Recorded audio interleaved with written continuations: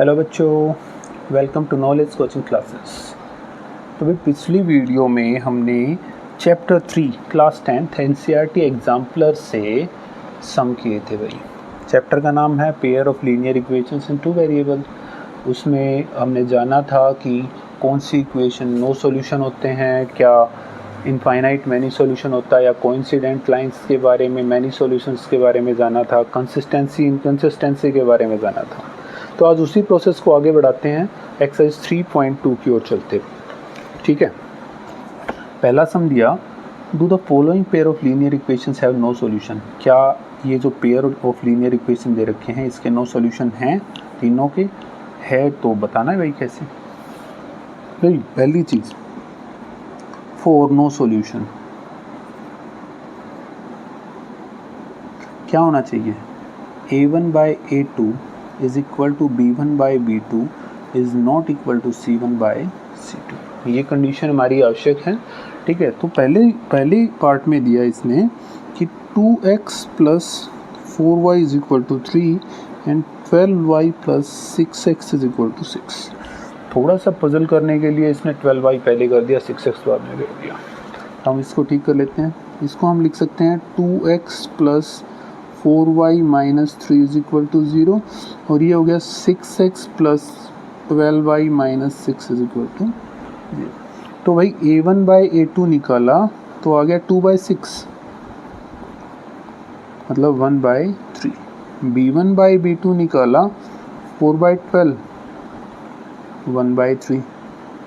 ठीक है, c1 by c2 निकाला माइनस 3 बाई माइनस 6 कट किया 1 बाई 2 आ गया। मतलब a1 by a2 is equal to b1 by b2 है but not equal to c1 by c2। तो क्या होगा?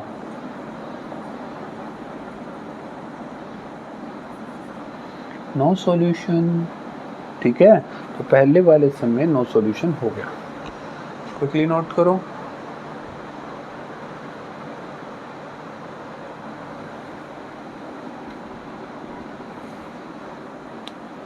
ठीक है, दूसरे सम में देखते हैं भाई, x is equal to 2y और y is equal to 2x ये दे रखा है भाई। ठीक है, तो इसको लिखेंगे तो क्या लिख सकते हैं? x minus 2y is equal to 0 और ये हो गया 2x minus y is equal to 0।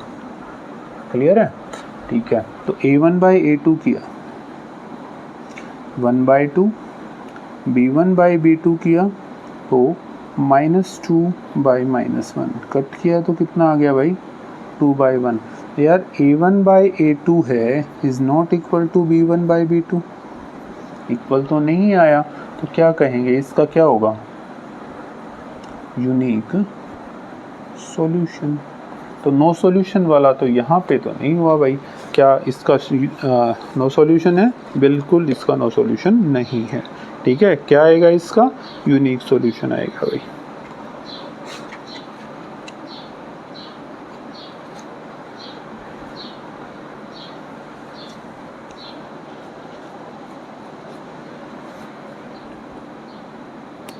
Third सम की ओर बढ़ते हैं भाई। इसी का थर्ड पार्ट फर्स्ट का।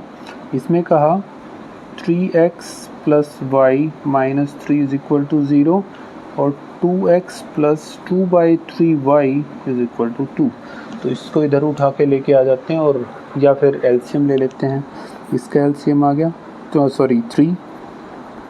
ये हो गया 6x plus 2y is equal to 2। ये ऊपर multiply 6x plus 2y is equal to 6। ठीक है, ये इधर आके माइनस हो जाएगा। तो एक इक्वेशन ये है, एक इक्वेशन ये है हमारे पास। ठीक है, तो अब क्या करना है? वही काम करेंगे, a1 बाई a2 निकालेंगे भाई। a1 बाई a2 किया 3 बाई 6 किया तो 1 बाई 2 आ गया। b1 बाई b2 निकाला तो कितना है? 1 बाई 2 पहले से ही बन गया यार। और c1 बाई c2 निकाला माइनस 3 बाई माइनस 6 तो 1 बाई 2। अरे भाई साहब तीनों बराबर आ गए। ठीक है, कि a1 by a2 is equal to b1 by b2 is equal to c1 by c2। तो क्या हो जाएगा?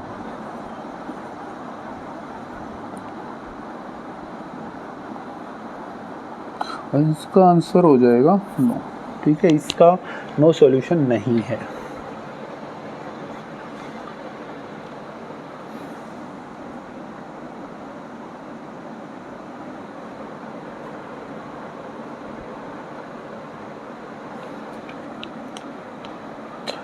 ठीक है, आगे बढ़ते हैं सम नंबर सेकंड की ओर। Do the following equations represent a pair of coincident lines, justify your answer. ये 3 दे रखे हैं, क्या ये कोइंसिडेंट्स लाइन को दिखा रहे हैं, हाँ या ना? चलो देख लेते हैं। तो भाई सेकंड का फर्स्ट कर रहे हैं, तो उसमें मैं पहले लिख देता हूँ 4 कोइंसिडेंट लाइंस। क्या होता है कि A1/A2 is equal to B1/B2 is equal to C1/C2। ये होना ज़रूरी है ना भाई? ठीक है, तो इक्वेशन दी 3x plus 1/7y is equal to 3। पहले इसी को सॉल्व करते हैं यार, यानी एलसीएम लिया 7, ये हो गया 21x plus y is equal to 3। तो 21x plus y is equal to 21, ये इधर आके माइनस का हो गया। ठीक है, और दूसरी इक्वेशन 1 बना दी हमने। दूसरी इक्वेशन क्या है, 7x plus 3y is equal to 7 है, तो -7 इज इक्वल टू 0, ये सेकंड इक्वेशन। ठीक है, तो A1/A2 करते हैं बेटा, तो क्या आ जाएगा, A1/A2 किया तो 21/7 मतलब 3/1 आ गया। B1/B2 किया तो क्या आ गया, 1/3। बस यही दो देख लो यार, ज़्यादा ज़रूरी नहीं है। A1/A2 is not equal to B1/B2। Answer तो हो जाएगा नो, और इसका होगा क्या, इसका होगा यूनिक सॉल्यूशन। ठीक है, तो इसका हो जाएगा हमारा unique solution.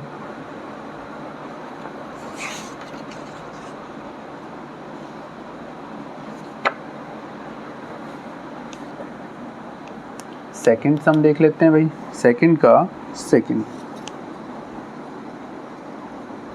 -2x minus 3y minus 1 is equal to 0 और 6y plus 4x plus 2 is equal to 0।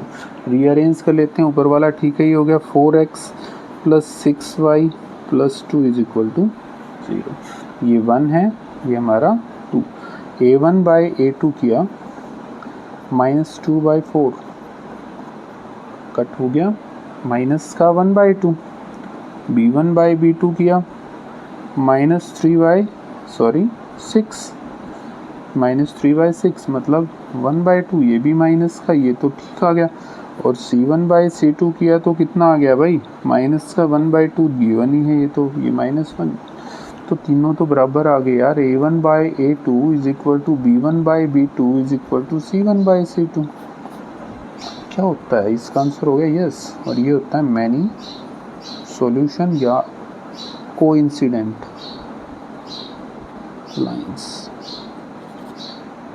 ठीक है, कोइंसिडेंट लाइंस आ गया भाई।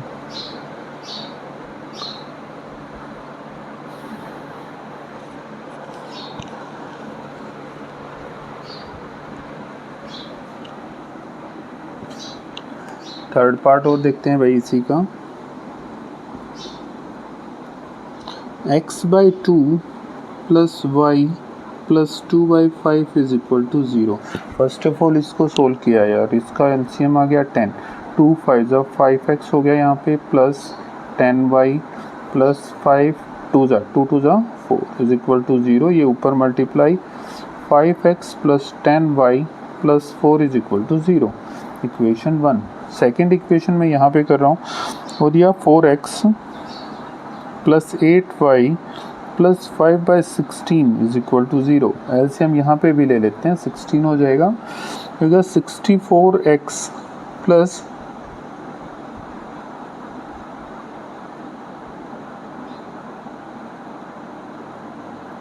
ऊपर multiply 64x plus 128y plus 5 is equal to 0। बेटा अगर एलसीएम ना लोगे तब भी हो जाएगा, बट थोड़ा सा पजल हो जाओगे इसमें, तो ले लोगे तो बेटर है। इक्वेशन 2, A1/A2 किया, A1 है 5/A2 है 64। ठीक है, B1/B2 किया 10/128, भाई कट किया 2 5 264, ये तो बराबर आ गया भाई, ठीक है। और C1/C2 किया तो कितना आ गया, C1 है आपका 4, वो है 5, 4/5, ये बराबर नहीं आएगा। A1/A2 is equal to B1/B2 but not equal to C1/C2। आंसर तो हो जाएगा नो, ठीक है, नो, क्योंकि इसका क्या होता है, नो सॉल्यूशन या पैरेलल लाइन या इनकंसिस्टेंट, कोई सा भी मान सकते हो यार।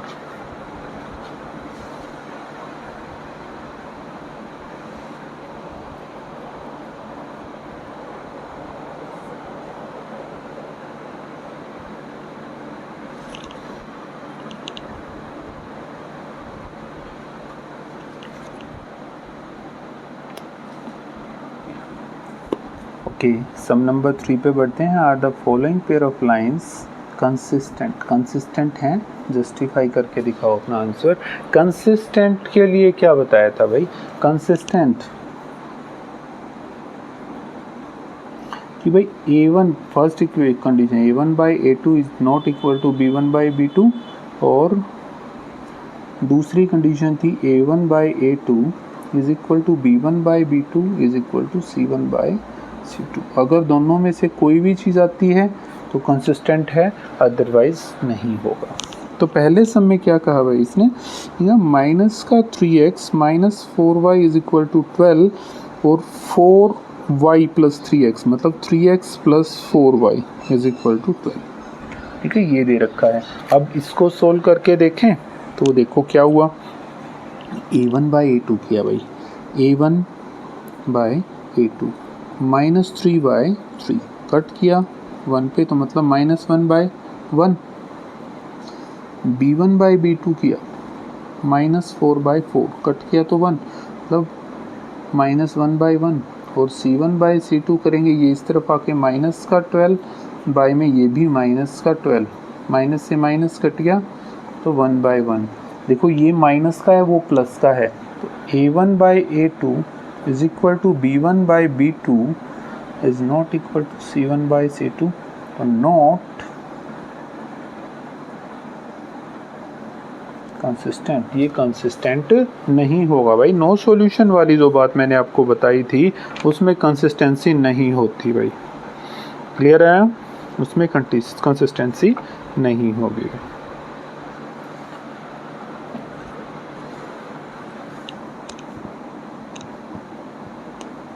ठीक है, सेकंड सम की ओर बढ़ते हैं, थर्ड का सेकंड। उसने कहा 3/5x minus y is equal to 1/2।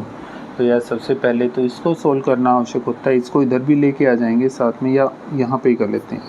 5 LCM ये हो गया 3x minus 5y is equal to 1/2, ठीक है, ये ऊपर मल्टीप्लाई ये इस तरफ, तो क्या हो गया 6x minus 10y is equal to 5, ये इधर आके 6x minus 10y minus 5 is equal to 0, equation 1। Clear होगी बात, क्या किया, एलसीएम ले लिया हमने और आर पार गुणा करवा दी, इसकी इस तरफ इसकी इस तरफ। सेकंड दूसरी इक्वेशन दी इसने 1/5x minus 3y is equal to 1/6, LCM ले लेते हैं यार 5, हो गया x minus 15y is equal to 1/6, ये ऊपर ये इस तरफ, ये हो गया 6x minus 90y is equal to 5, minus हो जाएगा भाई 6x minus 90y minus 5 is equal to 0, equation number 2, ठीक है। ओके, ये A1 B1 C1 A2 B2 C2, तो A1/A2 किया तो कितना आ गया भाई 6/6 that is equal to 1/1, B1/B2 किया तो आ गया भाई -10/-90 1/9। अरे पहले दो ही बराबर नहीं आए, A1/A2 is not equal to B1/B2, तो ये क्या हो जाएगा कंसिस्टेंट, ठीक है, बताया था मैंने, जब यूनिक सॉल्यूशन वाली कंडीशन आ जाएगी तो वो कंसिस्टेंट होता है, बिल्कुल होता है।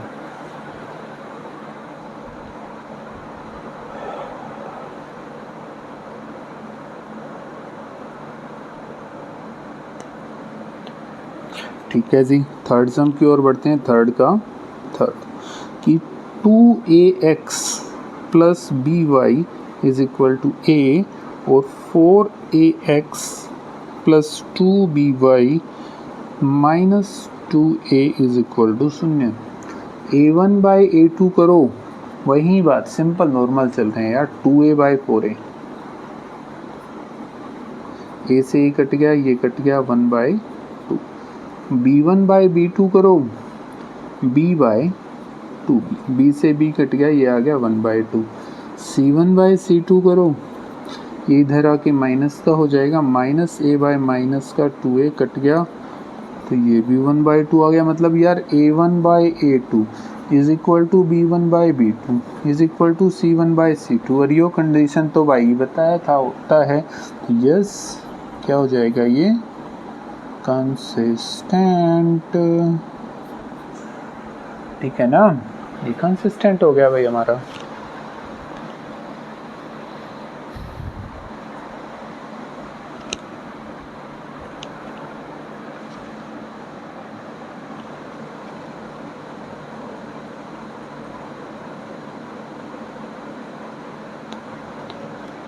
ठीक है जी, फोर्थ पार्ट थर्ड का फोर्थ पार्ट कर लेते हैं।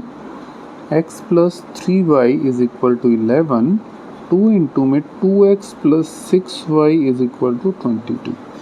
भाई मल्टीप्लाई ही करवा लो, या उधर जाके ये कट भी कर देगा, बट हम मल्टीप्लाई करवा लेते हैं। 4x plus 12y is equal to 22। ठीक है, तो a1 बाई a2 करेंगे तो क्या आएगा, इसकी coefficient 1 by 4। b1 by b2 किया तो आ गया 3 बाई 12, 1 बाई 4। और c1 बाई c2 किया, ये इधर आके माइनस का हो गया, माइनस 11 बाई, ये भी इधर आके माइनस का हो गया बाई 11, 1 बाई 2। यार ये 1 बाई 4, ये 1 बाई 4, ये 1 बाई 2 आया। a1 by a2 is not is equal to b1 by b2 is not equal to c1 by c2। ये इक्वल है भाई, इक्वल। ठीक है, तो ये आ गया भाई नो, नॉट कंसिस्टेंट। ये कंसिस्टेंट नहीं हुआ हमारा, समझ रहे हो।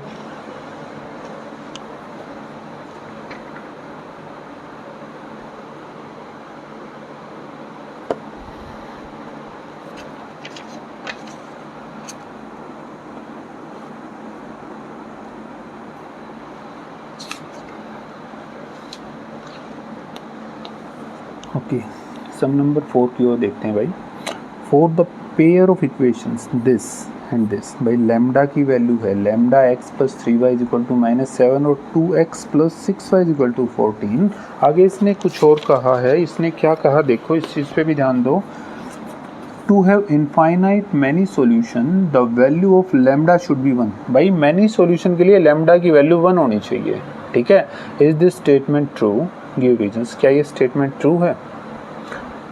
अब आगे हमने इसको सॉल्व करके बताना है, तो कैसे करेंगे देखो, इस चीज़ पे ध्यान देखो। फोर्थ सम के ऊपर बढ़ रहे हैं भाई। Lambda x plus 3y is equal to -7 और 2x plus 6y is equal to 14, ये दे रखा है भाई। ठीक है, तो लैम्डा की value infinite many solution for infinite many solution क्या होना चाहिए, a1 by a2 is equal to b1 by b2 is equal to c1 by c2, है ना। तो a1 बाई a2 बोले तो लैम्डा बाई में 2 is equal to b1 by b2 करेंगे तो 3 बाई 6 इज इक्वल टू, ये इधर आके प्लस का हो जाएगा 7 बाई में -14। ठीक है, 7 बाई -4 प्लस। ठीक है, अब इनफाइनाइट मैनी सॉल्यूशन यही होना चाहिए ना, बट यहाँ पे ध्यान दो यार, ये कंडीशन देखो, अगर मैं इसको कट करूँगा तो क्या ये बराबर आ रहे हैं, नहीं आ रहे भाई, ये बराबर है ही नहीं। मतलब lambda by 2 is equal to 1/2 is not equal to -1/2 आया यार, तो ये तो कंडीशन कहीं पे लाई ही नहीं हो रही, तो इसका आंसर हो जाएगा 9। ठीक है, क्या होगा? नहीं। काहे नहीं है भाई? Because b1/b2 because b1/b2 is not equal to c1/c2। जब यही बराबर नहीं है तो क्या ये अप्लीकेबल है? अप्लीकेबल है ही नहीं यार, नहीं है तो क्यों पंगा लेना है यार आगे करने का, काम खत्म।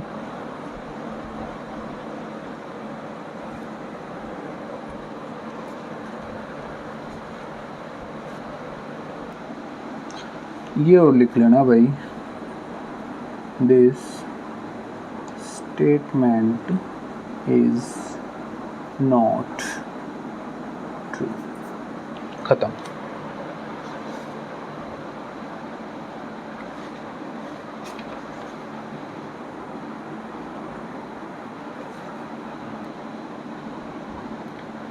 सम नंबर 5 की ओर बढ़ते हैं। For all real values of c the pair of equation x minus 2y is equal to 8 और दूसरा है 5x minus 10y is equal to c have a unique solution, justify whether it is true और false. ठीक है, सी की कोई भी value हो सकती है। तो सबसे पहली चीज़ यार देखो, यहाँ पे अभी तक हम वही करते आ रहे हैं। सम नंबर 5 है x minus 2y is equal to 8 और 5x minus 10y is equal to C. ठीक है, तो सी का तो मैटर ही नहीं करता यार। फॉर यूनिक सॉल्यूशन हम कहें अगर for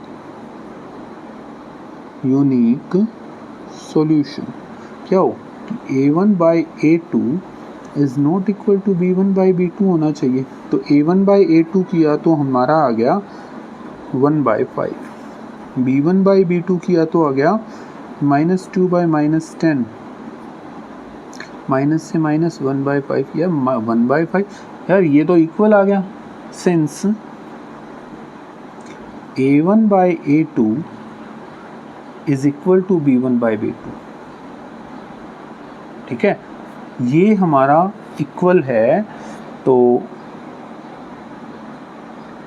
this situation is not true.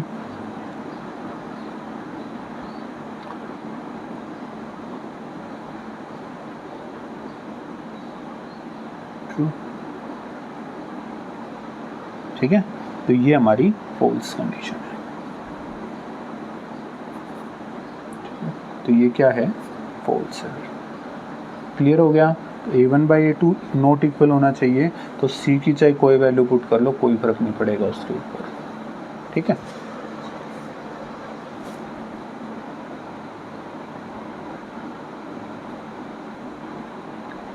तो एक्सरसाइज के आखिरी सम की ओर बढ़ते हैं भाई। The line represented by x is equal to 7 is parallel to x axis. Justify whether the statement is true or not. भाई एक लाइन रिप्रेजेंट करवा रही है x is equal to 7 को, तो वो पैरेलल होगी x एक्सिस के। तो ये स्टेटमेंट बिल्कुल गलत है। क्यों गलत है वो बताता हूँ भाई। देखो x is equal to 7 दे रखा है इसमें, मैं एक ग्राफ बनाऊँ तो ये x एक्सिस है, ठीक है, ये y एक्सिस है। 1 2 3 4 5 6 7, ये 7 है। तो भाई ये लाइन बनेगी, कोई भी लाइन आएगी वो ऐसे जाएगी, है ना। ये लाइन जा रही है, अब 7 है तो ये किसके पैरेलल हो रही है? ये लाइन जाएगी तो पैरेलल इसके होगी ना। ठीक है, तो ये पैरेलल उसके होगी, तो भाई कंडीशन इसने तो गलत दे दी, तो पैरेलल टू किसके होगी, है ना। तो ये स्टेटमेंट क्या है?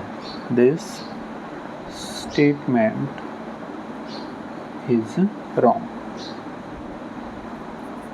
ठीक है, क्यों भाई? क्या करना चाहिए इनको अगर ये समझाना है तो यहाँ पे है ना, यहाँ पे y एक्सिस आना चाहिए था। समझ गए? आगे बात समझ में? तो भाई होगी खत्म एक्सरसाइज इसी के साथ। अपनी चैनल को सब्सक्राइब कर दो भाई, वीडियो को लाइक करो, शेयर करो। Thank you.